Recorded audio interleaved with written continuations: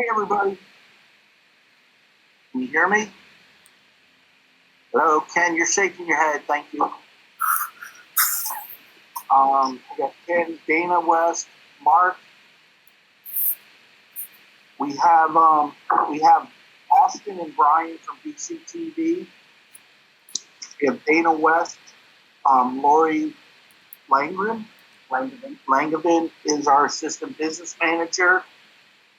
At Leland and Gray, we have myself, Bill Antone, and Lori Garland.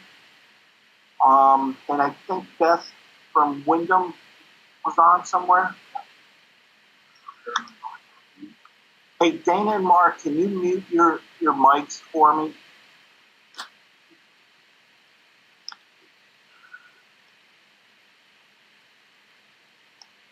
Anji is coming in. Oh, I gotta use my. This is not a touch. Anji, are you there? Hi. Hey, how are you? I'm doing okay. How are you? Good. So we're going to ask everybody to mute themselves. Okay.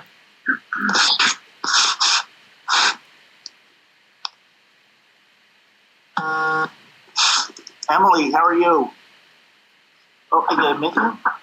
Emily, are you joined us? Hello? Hello. Hello. Hi, Emily. Are you there?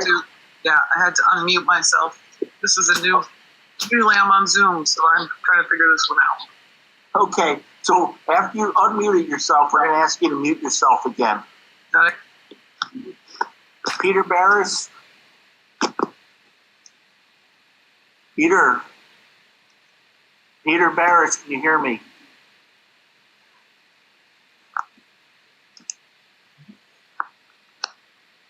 Wants to join the meeting. HI.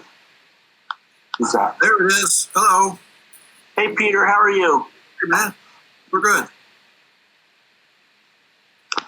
I don't know if you can see me, but you can hear me. Let's see. I can hear you. Let's see me. Hi, Peter. Hey, if you could mute your mic for us. Will do. I see Al joined us. Dana, can you mute yourself, please? Try. Okay. Who's David H? David. Oh, from Marlboro. David, you're here? Can you hear us? Joe Winrich is here. I am. I don't see Dan MacArthur. I see Al Clausen. I see Joe. Hi, Joe. Who's a cookie? Oh. Lisa Harris. Lisa Harris is Marlboro. Listen, I'm sorry. Lisa Harris, are you there? Gilson, Leanne Gilson. No, Leanne Gilson, are you there? Thank you. If you could mute yourself, please. Thank you. You did. Peter and Beth. Peter and Beth McDonald is on. Lisa Harris. Somebody said Dan MacArthur is on. I'm on.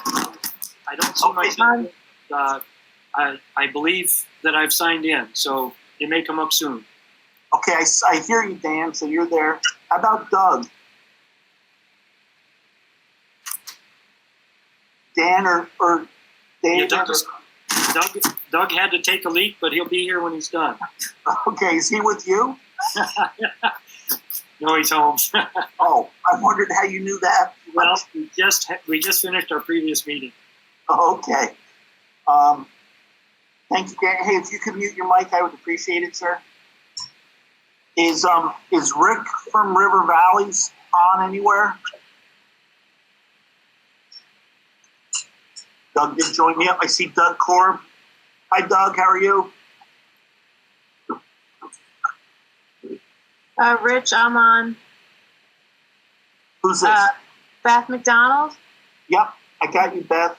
I'm on, Rich. This is Mike Foley. Mike?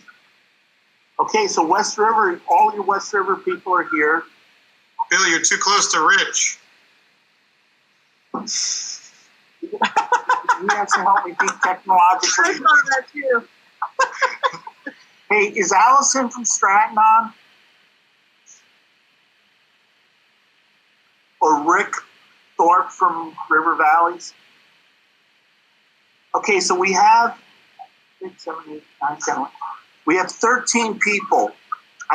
If I miss you, let me know. But what I see is I have Joe, Emily, Al, Mike, Ken, and Leanne from West River.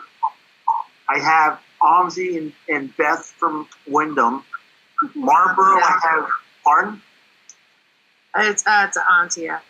Anzia. Okay. I'm going to always say it wrong, so you keep correcting. And then from Marlboro, I have Dan, Doug, and David as the voting members, and I have Liza as a member. Celine Romo. There How are should you, only be Steve? 2 voting members, correct? You have, oh yeah, there's only 2 voting members, you and Doug, right? Me and Dan. Yeah, you are Doug, you and Dan, okay. Yeah, Doug and Doug. And then from River Valleys, I have myself and Mark. And then we also have 2 people from BCTV, Austin and Brian. Dana West was a non-voting member from West River. I know he was having trouble muting himself. I don't know if he's still there. We have Peter Barris, who's going to be recording secretary. We have Lori Garland and Bill Antone up here with me, and then Lori from the central office. Is there anybody I missed?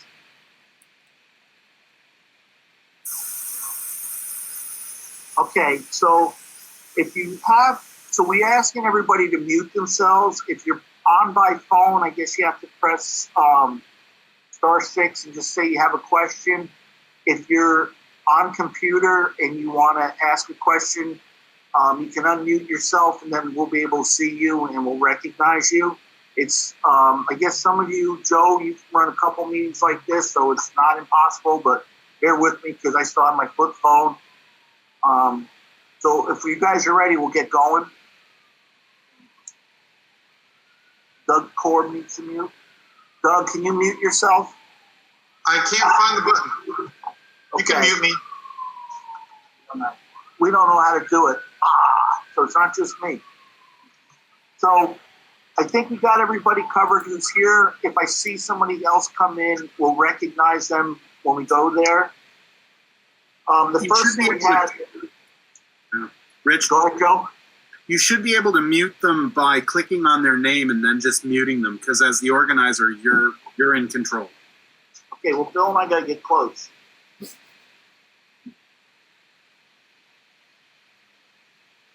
It's right next to pin. Doug figured it out. Good job, Doug. Okay. So the first thing we have is correspondence. So the first thing on the correspondence, everybody should have gotten a cabinet report from Bill. And unless, I don't want to go through it or read it or make Bill rehash it, but if anybody has any questions or any comments, can they let us know?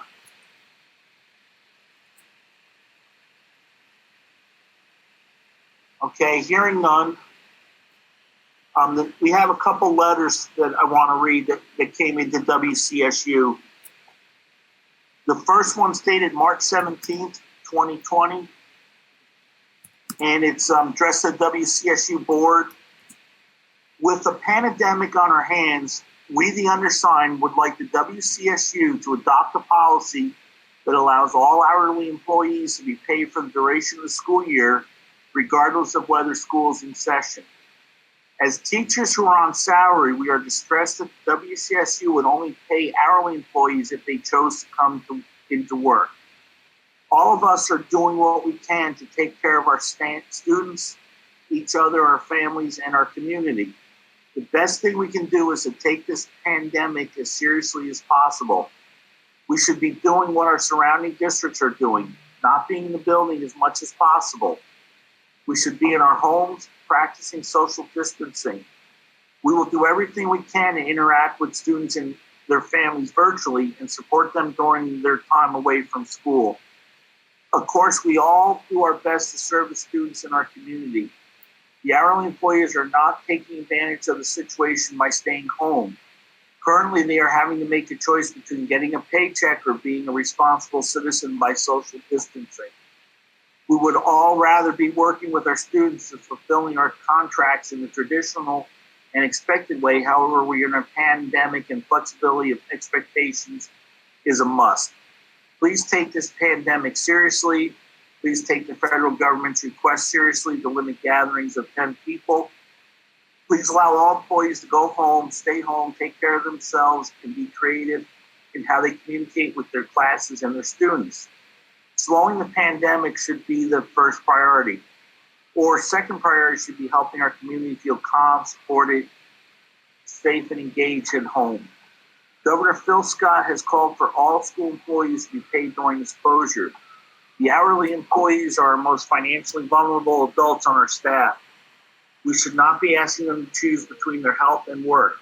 We have a moral and ethical obligation to take care of them in this time of crisis.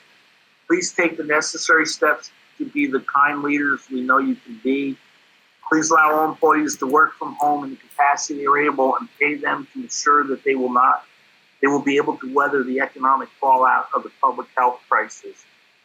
Michelle Bostrom, Pat Brandley, Fiona Creed Chevalier, Jenna Colacino, Brian Cuttings, Suzanne Alf, Suzanne Gunther Moore, Michael McKinney, Jason Gragan, Heather Sperling, Joyce Van Tamlin, and Kate Pullman. I was notified of this letter, and the following day, it's actually dated the 21st, we got a follow-up letter. And again, it's to the WCSU board. As a follow-up to our last letter sent to you on March 17, 2020, we'd like to offer this. The COVID-19 pandemic has caused an environment of unique and continually changing circumstances and directives. Since the last letter was crafted, we feel that the potential issue of our educational support staff being required to go into the school building and other public places in order to receive their hourly pay has been resolved. We believe that our district staff, teachers, and leaders are doing the best they can at responding to these rapid changes in our communities and workplaces. We also realize the importance of working as a team in order to ensure continued learning for our students during our school's dismissal. We'd like to thank our superintendent, Bill Anton, for his positive leadership. He has had a proactive approach while making important decisions to respond to the ever-changing directives coming from our governor and the Vermont Department of Education. Thanks to our other district leaders as well as you, our board, for leading the WCSU in a responsive way that ensures the health and well-being of our community during this time. And this one was signed, I believe, by all the same people. So everybody is aware the Department of Education is giving guidance about hourly employees, and the Windham Central received an email. So I just want to read that email. And it's all hourly employees will be paid their regular hours per order of Governor Scott until at least April 6, 2020. Hourly employees are expected to report to work. This is worked out with their supervisor as to how and when. Any hourly employee who chooses not to accept their work assignment must use sick personal time and fill out an exemption form to be kept confidentially on file in the HR office. They should scan the form directly to the person at Windham Central. If hourly employees who choose not to accept the work assignment run out of sick personal time, they will still receive a check until at least 4/6/2020. Further guidance will be released at that time. It's important to know that we receive new information hourly and the guidance can change. We will update you as more information comes in concerning labor challenges arise. And this is just for the WCSU people and the West River people that are under contract, non-certified contract that this letter was about. So we will also have an executive session at the end of the meeting to to talk about some specifics on specific issues that can't be discussed in public. So those were the two letters we received. Is there any discussion on those?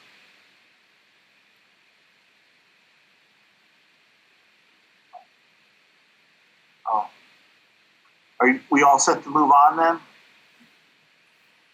We're set to move on. Thank you. Okay. That's the one thing that's a little hard with this. I can't tell what everybody's doing. I know some of you are sitting at home drinking a beer. Number 4 was review and revise agendas may be advisable. Because the West River elections haven't occurred, we felt, and I discussed this with Val and Emily and Bill, we felt it didn't make sense to reorganize until the West River elections happened, because I believe there is a contested race. So I hope nobody has an issue with that. And the next thing, on to old business. And we had the waiting study updates. And this was kind of, I had been in there as a placeholder before the pandemic got really bad, or before we were staying apart. So my understanding is there hasn't been a lot of discussion about this in legislature. I don't know if anybody has any comments or thoughts or concerns about it, but I thought I'd leave it in there in case there was anything going on that anybody was aware of. So does anybody have any comments, questions, thoughts about that?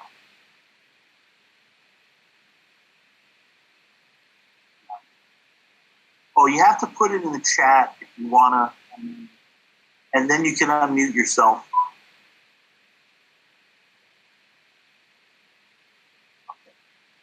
So moving on then, I guess the SU boundaries, again, this was just a placeholder. And if everybody remembers, there was a paper written proposed statewide plan in June 1st of 2018 and talked about redoing the district boundaries for the supervisory union. And the Board of Ed has some ability to just do that based on recommendations of the Commissioner of Education. So that, again, is just a placeholder. We're not aware of anything happening, but yes, we are.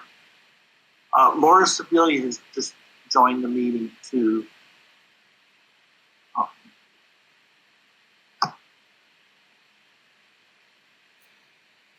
Okay, so under new business,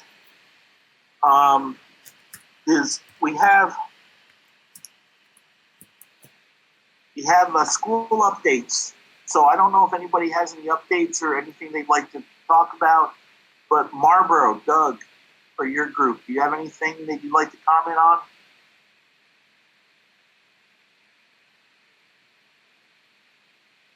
Yep.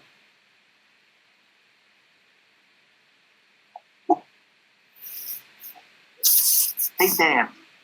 Yes, I agree with Doug. He chats in saying nothing of note. I think Wayne has done a terrific job of organizing the people working at the school, but really nothing to report. We're muddling our way through this like everybody else, I imagine. Hey, Dan, while we've got you unmuted, between you and Mark, is there anything from VSBA going on that we should be aware of? You know, Mark, you can weigh in on this also, but they also are in crisis mode, essentially. They're just trying to keep people up to date with what's happening one place or another. They essentially have said all legislation may as well be on hold until God knows when.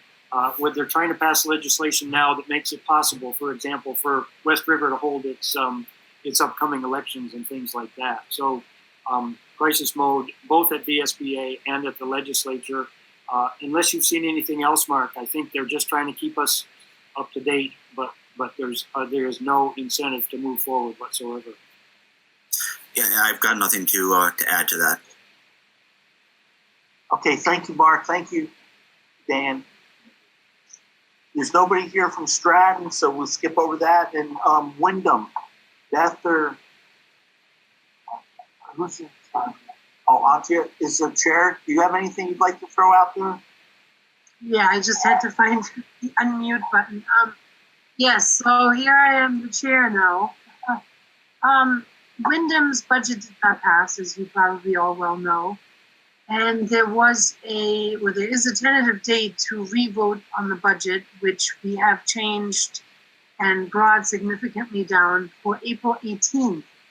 So that is still in somehow, it's very unsure whether or not this meeting or this vote will happen. We had tentatively thought of having it outdoors, but with the governor's order that there shouldn't be any congregation more than 10 people. So we don't know yet if there's a possibility to do it by Australian ballot or whether or not the vote has to be postponed. So however,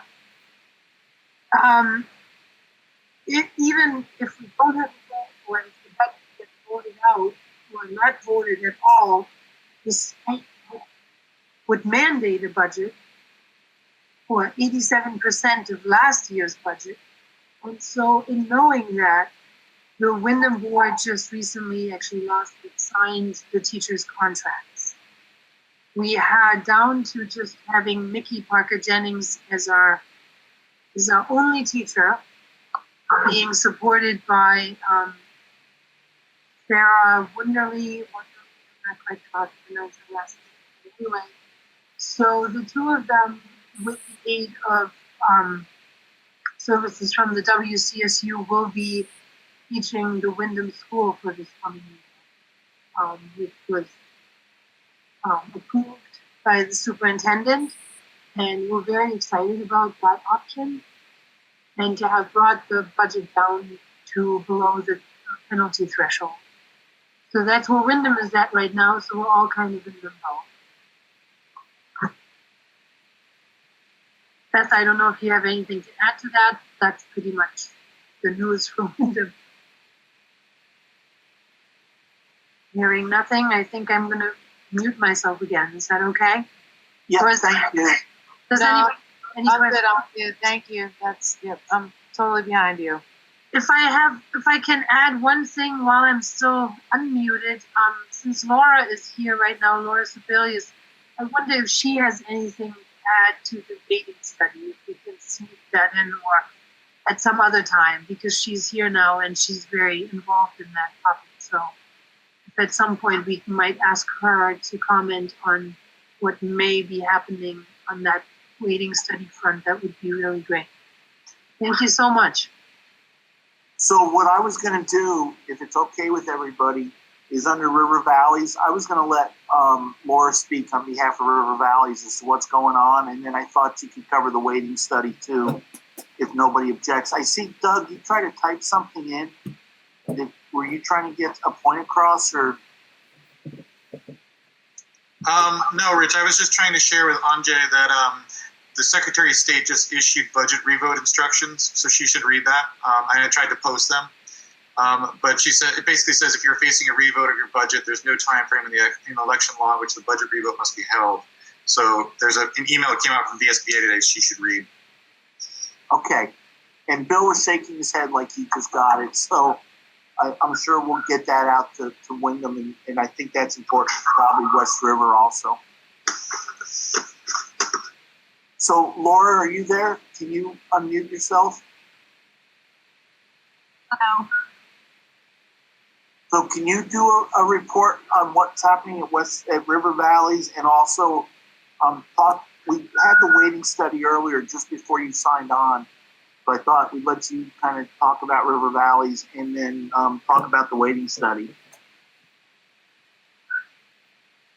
Yes, I'm going to try and pull the pieces of River Valleys out of my head. Because I'm trying to remember the last time that we met. I think we met in person the last time we met, right? Yeah, it was the middle of March. It was our last regular March meeting. Yeah, and I think we had some discussions about connectivity. We were talking, of course, that's the thing that sticks in my head. And some staffing changes, hiring of some staff. Oh, look, there's two things. And I think I don't know if there's anything else pertinent that I should put in there. We did talk about the waiting study and the town of Dover's focus on that and thoughts on that. Here's what I would have to say about that.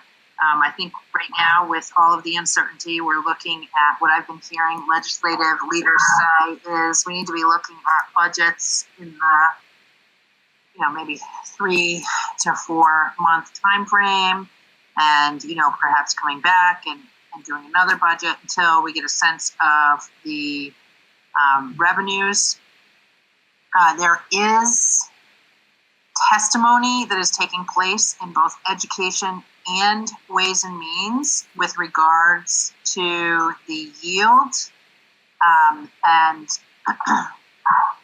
I think that is definitely worthy of looking at. I think we need to remember that sales tax, all of the sales tax goes into the education fund. So I think we're not clear on what is going to happen there.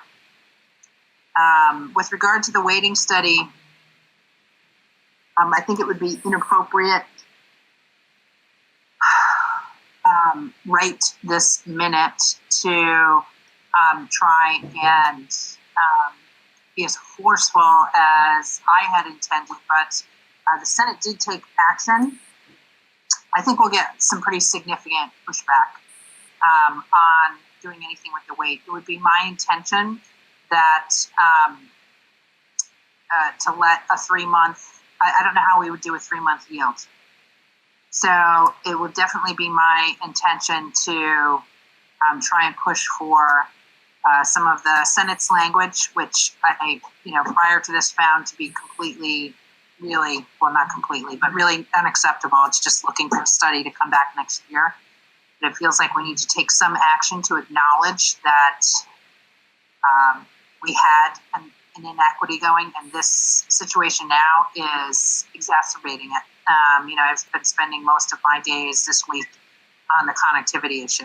And so that's another highlight for all of us on rural and poor students and the inequities they're facing. So I think we have to monitor, watch what's going on. I mean, it's great. If you haven't been on the legislative website, all of the hearings are now streamed on YouTube. So you can literally go, if you're bored or lying awake at night and fretting, you can go dial up at 1 a.m. And if you have connectivity, you can dial up at 1 a.m. and look at the YouTube video for the hearing that was had. So short-term pause. Yeah, Doug, I agree, Doug. It's this, but I think so many things are being highlighted right now. And I also think this whole situation is going to, there's no way this situation is not going to radically change how we think about education in the state. So, Or can you just say what Doug sent you so everybody, maybe somebody missed it? Doug said, here, something along those lines. Here, this situation is only going to worsen the inequity. Okay. Is there any questions or anybody wants to make There's a a chat comment? place. See that, Rich? I'm sorry, what? There's a chat window that can be opened up and you can see where people are commenting. Well, I could just make a quick comment, Laura. I don't want to take up too much time, but I just feel like any relief packages that the state's thinking about might factor this in, could it not, in a change? I mean, in terms of at least the towns that are going to be, the districts that are known to have been, basically, underfunded for 20 years. I mean, why would? Here's what I would say. I'm gonna interrupt you just because right now the whole legislature is operating remotely. So, and I don't know if Emily's on or not, but it's my sense from the messages that we've been getting from the speaker that it's her intention. We're also going to be voting and debating remotely. And I want you to think about trying to manage that conversation, those of you who have witnessed debate in the House for 150 people virtually. And so it's my sense that we're going to be going real slow, and anything that is contentious is not going to be taken up, which is why I'm suggesting we would have to at least point to the Senate legislation. That does not mean that towns cannot act, in terms of trying to seek some legal remedy. But I think we were going to have a floor fight on this. That's what was going to happen in the House. We were going to have a floor fight, between the folks that were going to have their taxes go up and the folks that weren't. It's just not going to happen that we're not going to have a floor fight anytime soon. If this drags on and we're doing remote voting in the fall, and we're, good at online debate, it's possible. And I do see that Emily's on there. She may want to give some more insight in terms of, I don't know if you want to get into this, in terms of what the speaker is talking about in terms of bills that are going to come forward. Emily, did you want to comment? I'll just quickly say that there's nothing that I would dispute with what Laura's saying. I would also just add that we have not actually even authorized remote voting for the body yet. We've only authorized remote voting for committees. So the body still, the Senate, it's easier for the Senate with 30 people to do the training that it takes to do remote voting, and they're on the process. So are we. We're trying to do it by committee, trying to understand what the process is. There are a lot of 150 people who need to be comfortable with it before we're even going to take it up. And it has been pretty challenging to get there. But I will say that I expect it within, if we're lucky, within the next couple of weeks, to be able to hold a vote as to whether we can even vote by the body. So I just wanted to clarify that we're not actually even there yet. We have not done that process yet. And it's a big deal. There are a lot of people reaching out to me saying, I have no clue. You can't do this. And people are very, very concerned as well about taking up any legislation of any kind that doesn't directly impact health and economy of the impacts of this horrible disease we're dealing with right now. So it's a fine path that needs to be walked, and I don't know what we'll take up, but the body in the end will decide. We have to get to a place where we're ready to vote remotely to do it, because we can't get together in any other way. So the only other thing that I would add, Rich, is I just want to reassure everyone that's on this call that there is absolutely zero chance that I'm letting this go. I think we have to, and I don't expect anyone on this call will be. I think we just have to take a breath and get through this immediate moment. And Al Clausen made a comment, and I don't know if everybody can see it, but he 100% agrees that there should be something should be part of the relief package. So maybe just some consideration. And while we have you two, if I could just indulge the group for one more second, is there a big issue with connectivity? Do any of the schools have that as an issue? I know we do a little bit in Dover in some places, in Wardsboro. What about the other schools, and what can we do to help with that? So I want to jump in really quick, Emily, because we took some testimony on this. Okay. It's your committee, Laura. You should be jumping in. Yeah. Sorry, my dog and my son are barking. Our chairman of the Energy and Technology Committee has asked us, and Bill, I meant to reach out to you, and then also Windham Southwest. It would be really helpful for our committee to have some understanding of principals are able to give us some sense of how many of their students don't have access at home, can't get access at home, and how many can't afford access at home. So Bill just handed me a note that says 83 out of 800 students have indicated they don't have access, so 10%. Or they don't have internet. Yeah, 10%. And then the whole affordability issue is also really important. I will just tell folks, Consolidated had offered 2 months free for students.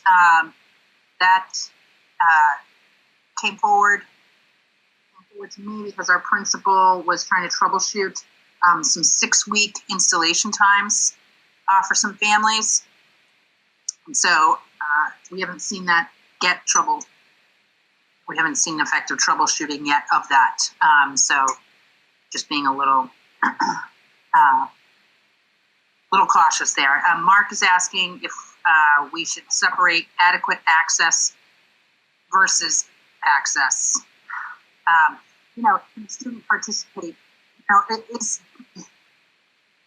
Here's what I think is important. First of all, if teachers are teaching online classes and students can't participate,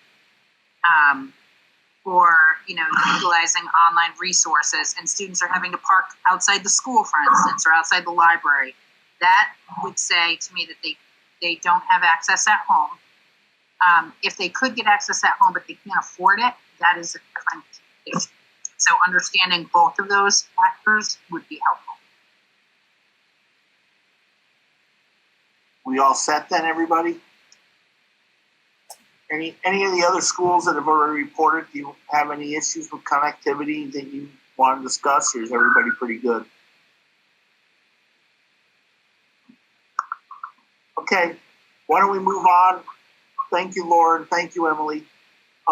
Hey, Joe from West River, you got anything you want to report out? We're doing the same as everybody else, just slogging our way through this. We did postpone our annual meeting and budget vote and the Australian ballot for our at-large director.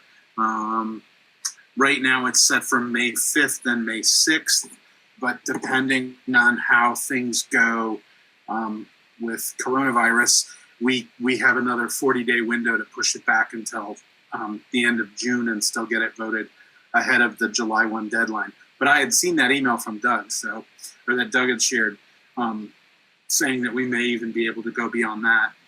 Other than that, I think our principals and administration is doing a pretty good job. I actually got to speak with some teachers last night, and they were giving some feedback about how things are going. And I've talked to a few kids, Girl Scouts and things, because my wife is the leader, and they're getting through it. They actually miss school, which they're all surprised to hear. But it's working. It's working. Okay, thank you, Joe. Anybody any questions for Joe? Or okay, moving right along. The audit. So Windham Central hires RHR Smith and Company. What we've always been told in the past is you want to look at the letter from the auditors. And if you read their 2-page letter, which was dated March 17th, it talks about planning the audit and during the audit, the comments they made. So basically, district-wide, there was they commented on I-9 compliance.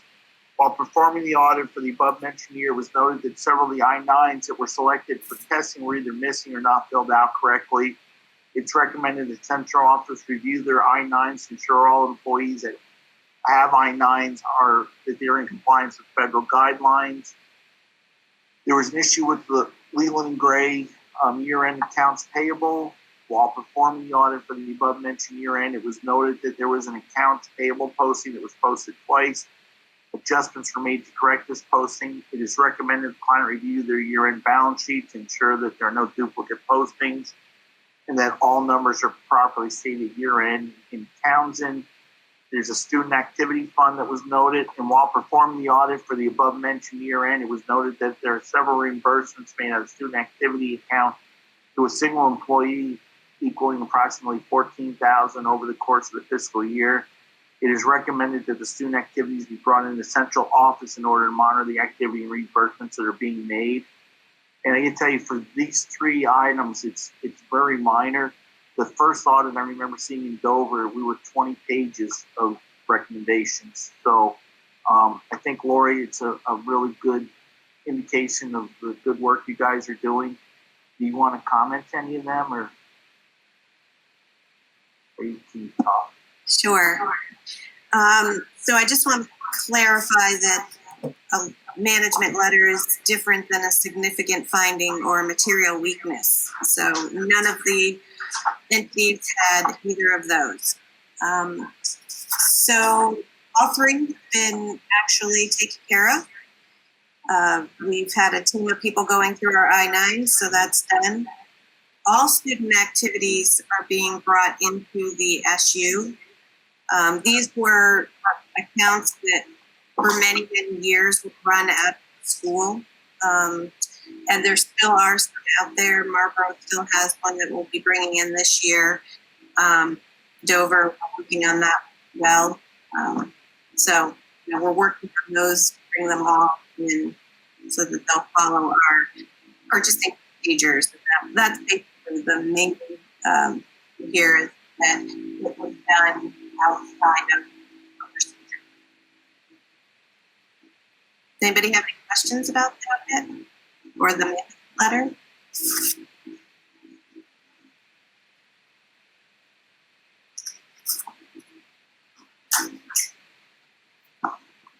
Okay, thank you, Lori.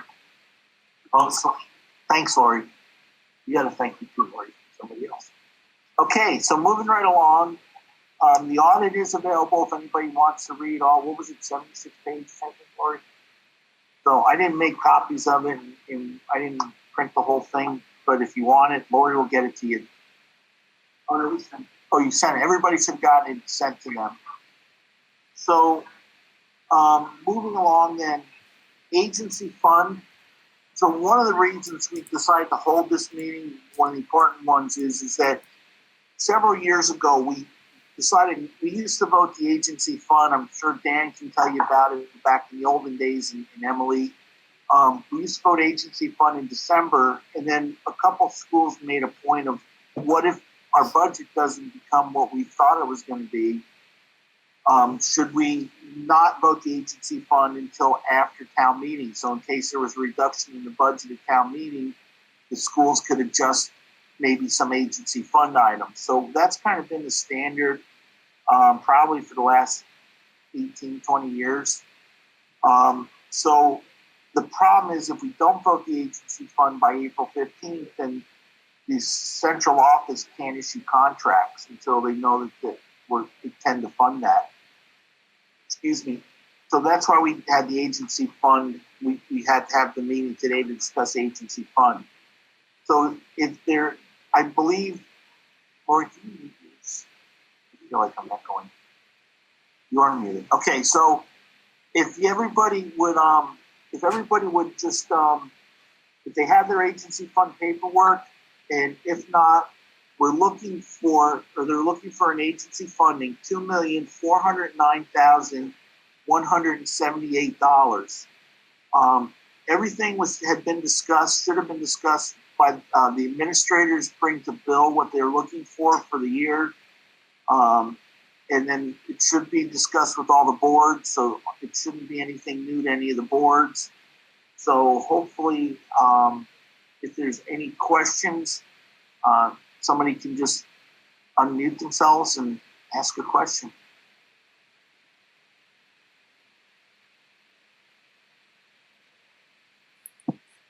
Hi, Rich. I got a question. Go ahead, Jim. Recently, while trying to do our last budget, a lot of townspeople were upset that the WCSU meetings pertaining to votes were not either publicized well enough or put on BCTV for them to look at. So apparently, I think in the future we should have those budget meetings televised, is a suggestion.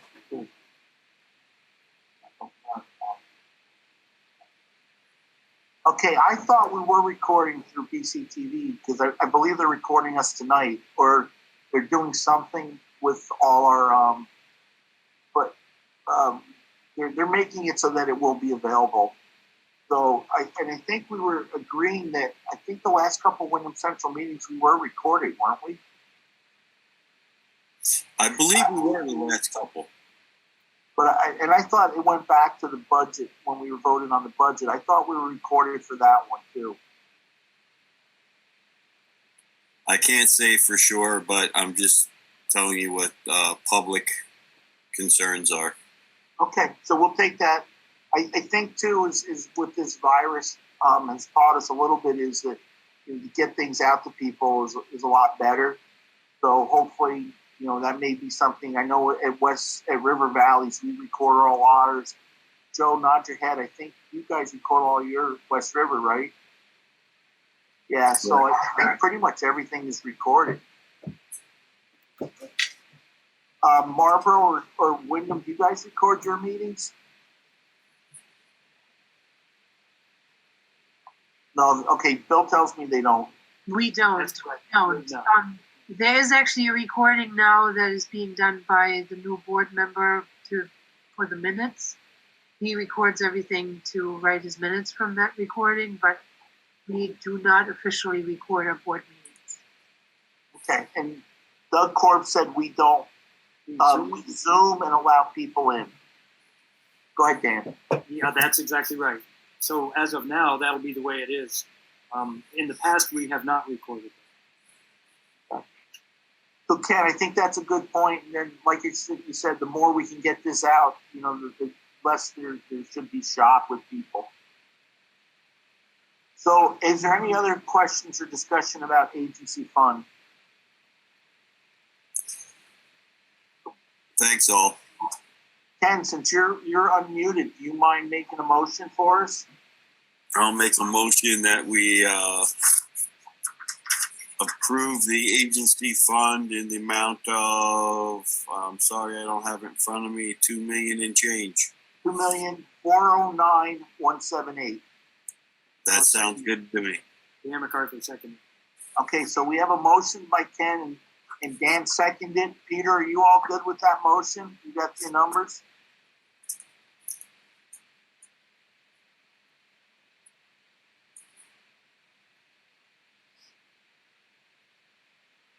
Okay, I haven't heard from Peter, but I believe we got it. We can get it to him. Is there anybody that'd like to make any comments before we vote?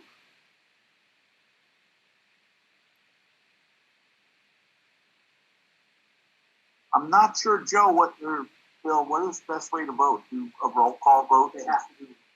Okay.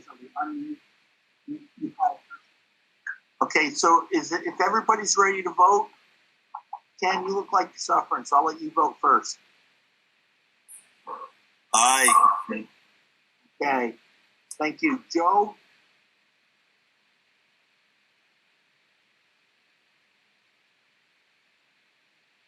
Joe Wouldn't Wimmer? unmute. Aye. Sorry. It just wouldn't unmute for me. Okay. Emily? Aye. Al Clausen? Aye. Mike?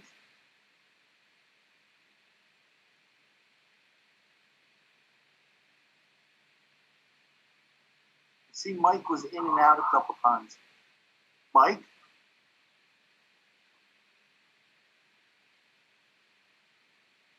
Okay, we'll come back to Mike. Leanne? Aye. Thank you. Anzi? Aye. Thank you. Beth? Aye. Dan? Aye. Doug? Aye. Thank you, Doug. Mark? Aye. And I'll go back to Mike. Mike, are you there somewhere? Oh, okay. Mike isn't working, but he said that he was an aye. Okay. Sorry, Mike, we can't count you, but I'll note that you ayed. Yeah, he did. He texted that he eyed. Yeah, Bill's saying it doesn't matter. The Secretary of State's saying that we need to hear him say aye. But that's okay because the vote carries unanimously. So good job, everybody, on that. The next item is we have the minutes from the February 10th meeting. And I believe that was sent out with the packet. And if I could get a motion to approve. I make a motion to approve the February 10th meeting minutes. Thank you, Ken. Do I have a second? Dan, I'll second it. Okay, Dan seconded. Again, I guess we got to do a roll call vote on this too. Okay, sorry about this, guys. Let's do a roll call vote. Joe? Aye. Emily? Aye. Al? How about now? Can you hear me say aye? Yes, Mike. I'm going to put you in for a vote yes. I saw you left us for a minute. Sorry about that. So will you vote for the minutes too? I will. Okay, thank you. Al? Aye. Sorry. Nope, thank you, Al. Ken? Aye. And Leanne? Aye. Angie? Aye. Beth? Aye. Dan from Marlboro? Aye. Doug? Aye. Mark? I abstain. Okay, so it's unanimous with one abstention. So that takes us through the minutes. Is there anything that I missed? Does anybody have any comments before we go into executive session for a legal issue? Back to the reorganization. I know you didn't want to reorganize WCSU. You're going to wait until possibly into the next year after July 1st for West Rivers. People are sitting on that board now who I believe have the authority to make that vote now. I don't know. I haven't been part of the discussion, but it is. I'm just wondering, bringing that back up. I was 5 items. Okay, so 5 out of the 6 that serve on the Super Board or the Windham Central are not up for re-election. The only reason I thought it would make more sense was that because there was going to be an election, it's usually after elections that we reorganize, after everybody's elected. I guess I would say whatever the board feels. I mean, if they want to reorganize, I don't know if I would do it tonight because we actually didn't warn that we were going to reorganize. Now, some people could argue that we talked about it, but we said it was going to be postponed. Joe, go ahead. Rich, our board, the West River board, won't reorganize until that election's held. So even though only one of us that serve on this board is up for re-election, there may be some turnover in the representation on this board just because of the reorganization. Unless there's a real need to reorganize, I'd just wait. Okay. Dan, does that make sense to you? Yes, as long as the current situation means that we have people in place. Those terms, as I understand it, will go until such date if we reorganize. There's no termination. Yes. So it's usually once the elections are done, that's when you reorganize and everybody starts from square one. We just felt that since there was one board that hadn't got to vote yet, that it would make sense not to try to reorganize. And that was a discussion I had with Emily and with Al. So it was hard to decide if we should just do it, or it kind of almost felt like I was just trying to become the benevolent dictator. But I'm extending my term. So, but that's just. Let's let it go. Thanks. Okay, thank you, Dan. Rich, I do have a question. Yep. I don't know if this is the appropriate place to ask it or not, but a question of Bill. What are we doing as an SU to protect student privacy with online conferencing, especially in regards to Zoom, which is a disaster when it comes to privacy? How about, since that's kind of off the key, it's not something we had on the agenda, let's ask Bill to give us something, send us something at the end of the week about that, if that's okay. Yep. Because he has a technology person too that's probably a little more up to speed. So if everybody's okay, but that's a good question, we'll ask Bill to send something out to all the boards. Thank you. Okay. Joe, did you want to say something, or were you just scratching? Oh no, I just touched my face, unfortunately. Okay. Okay, so if there's nothing else, I have something. Ken waving like a madman. Okay, Ken, go ahead. Yeah, you got any aspirin? No. I've had a couple of people tell me that they want to know what the district is doing for the mental health of parents and students during this time of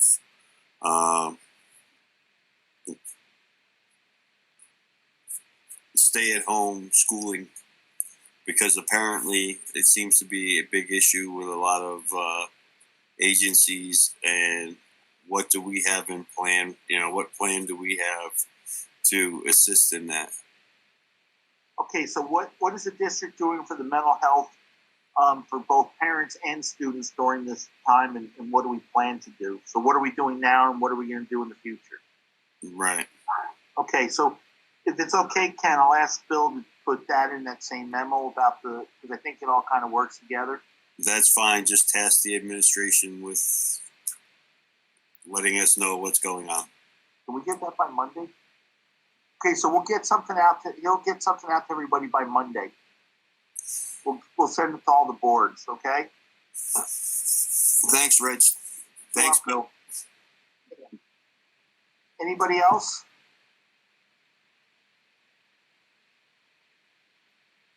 I actually had one question. It's sort of off topic, but it's on the email that went out SU-wide to parents today regarding the meal delivery. And it was just something I meant to email someone about, actually. The bus schedule needs some clarification within that email that went out. It notes in Brookline Merrill Drive as a stop. There are actually two sections of Merrill Drive that both connect with Grassy Brook Road. So some clarification may want to be done on that. Okay, hey, I'm not sure who that was. It's Leanne. Oh, Leanne, okay. Do you mind, can you just drop an email to Bill? Yep. And he'll take care of that? No problem. Okay. Thank you. Bill says thank you. Anybody else?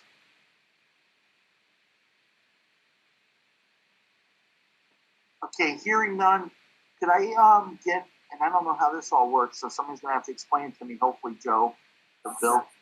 Okay. Hey, so we're going to all leave this meeting, and I'm going to re-invite only the board into the executive session. Okay, Rich will do the process to get us there, but only the board will get re-invited to a new meeting. So just wait for it, and it'll come to you. I've got it prepped, okay?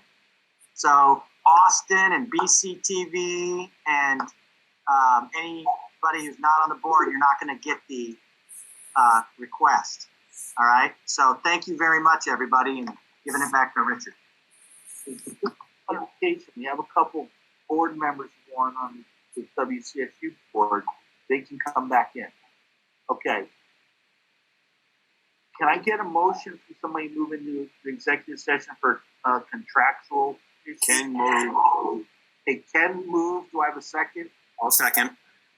Hey, Mark, seconds. Okay, so all of you unmute. And do you all vote in favor of that? Say aye, please. Aye. Aye. Aye. Aye. Aye. That was cool here. Is there anybody opposed?